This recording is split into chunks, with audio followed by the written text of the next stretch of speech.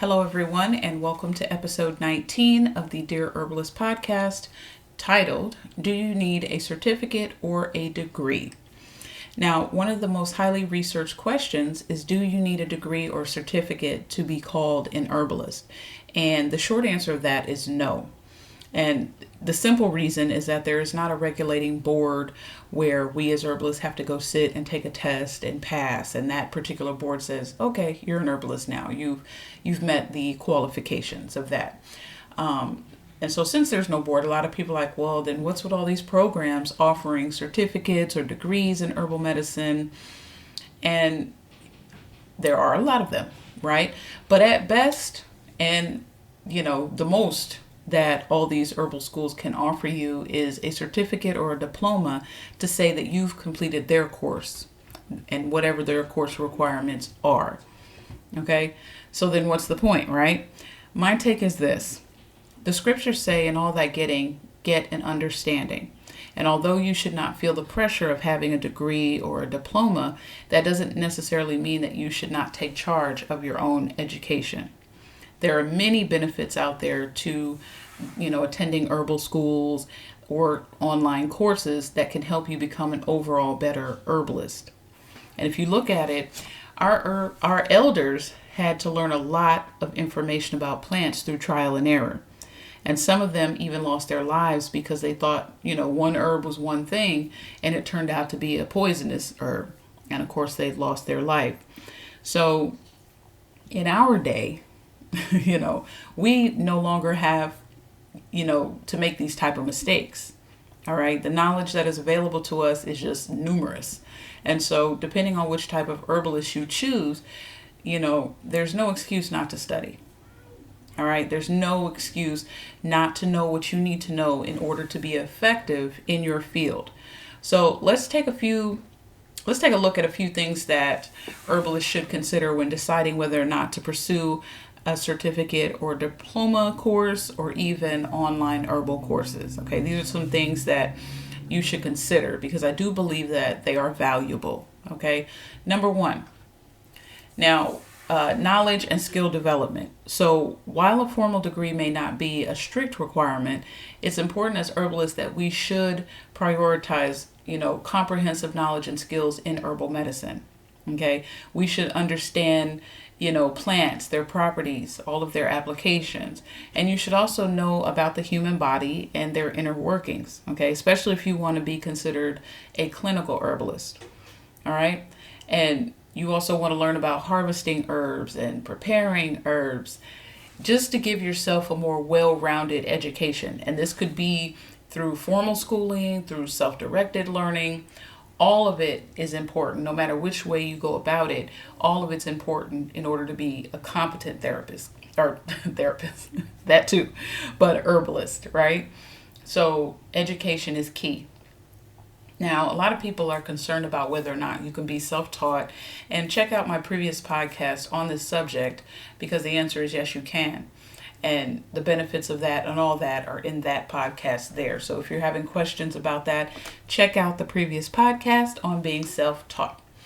All right. The other point is credibility and professional recognition. So of course, having a certificate or diploma can enhance your credibility and professional recognition in the field of herbal medicine. Some clients, employers, or even people that you want to collaborate, they place high value on formal education.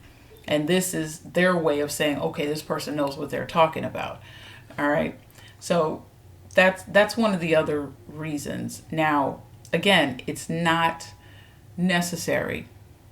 But if you want to go about, getting a degree or a diploma or a certificate or online courses, then by all means do that, because a lot of people will look at that like, oh, they know what they're talking about. They've taken some courses. They have knowledge in the subject. It can't do anything but help you. All right. Now, while I don't think that you should just conform to people's expectations, let me just say that, these documents, these certificates can at least get people to listen, right? It kind of gets your foot in the door. And then after that, it's really up to you to take it from there and let the knowledge that you've gained, the broad amount of knowledge that you've gained, shine. All right. Number 3, ethical and legal considerations. So depending on your location, there might be some legal or ethical considerations associated with practicing herbalism without a degree. So make sure whatever town and city that you are in, or even state, that you look into those things and make sure that they don't require that you have a certification of some sort if you intend to become an herbalist, okay? Just double check and see it. It may be none, but just double check and see, just to keep yourself safe.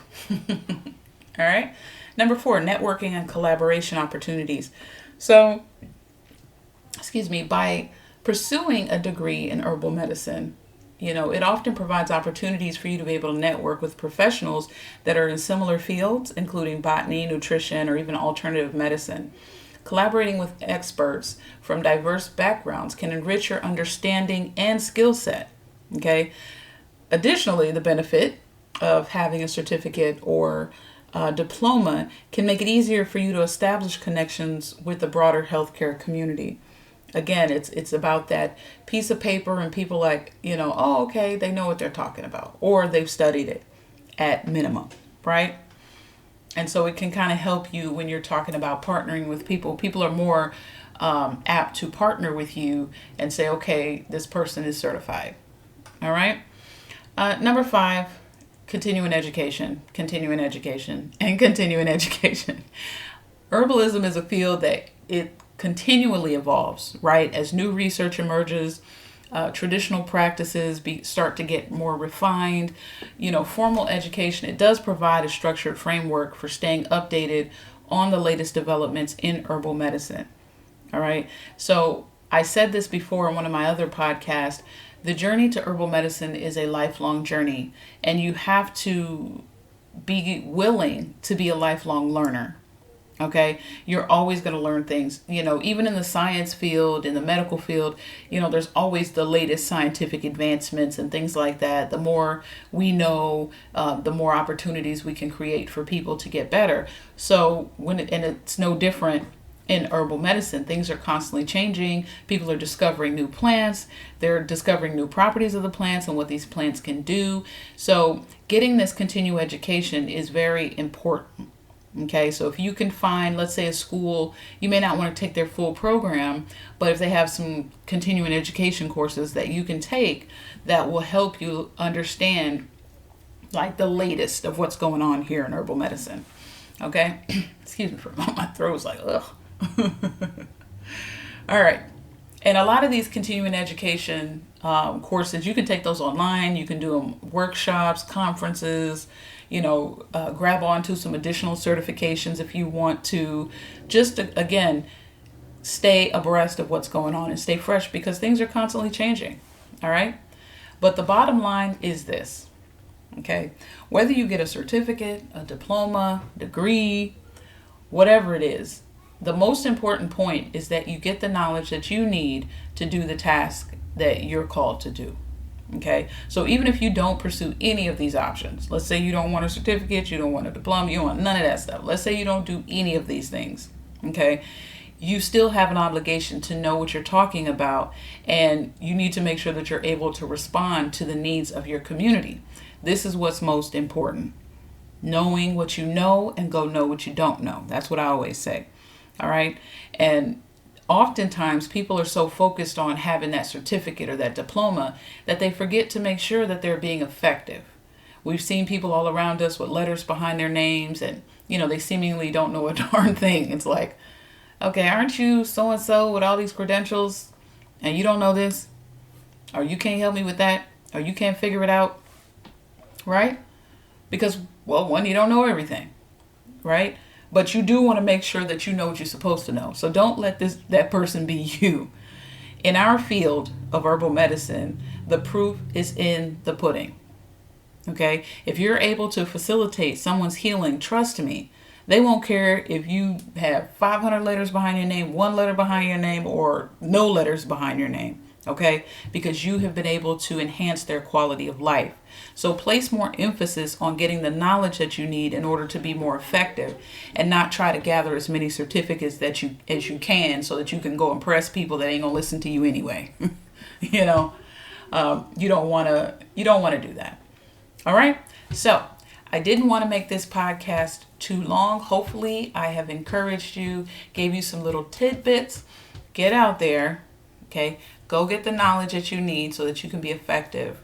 Don't focus solely on getting all these degrees and certificates. Use them as tools to help you build knowledge if you want to get them. There's nothing wrong with them. I've taken courses, I've gotten certificates and things like that. So there's nothing wrong with them. Whatever you're doing, just make sure you know what you're doing.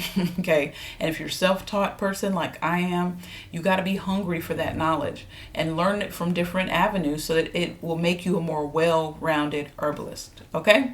So get on out there and do the job. And if you like what you heard, please stay tuned for more informative podcasts. You can hear this and future podcasts on Spotify, YouTube, every Tuesday and Thursday at 9 p.m. Central Standard Time. Also, follow me on all social media sites at The Demystified Herbalist. And if you're looking for some herbal products to help you address your health needs, head on over to my website at thedemystifiedherbalist.square.site. And until next time, family, I'm out.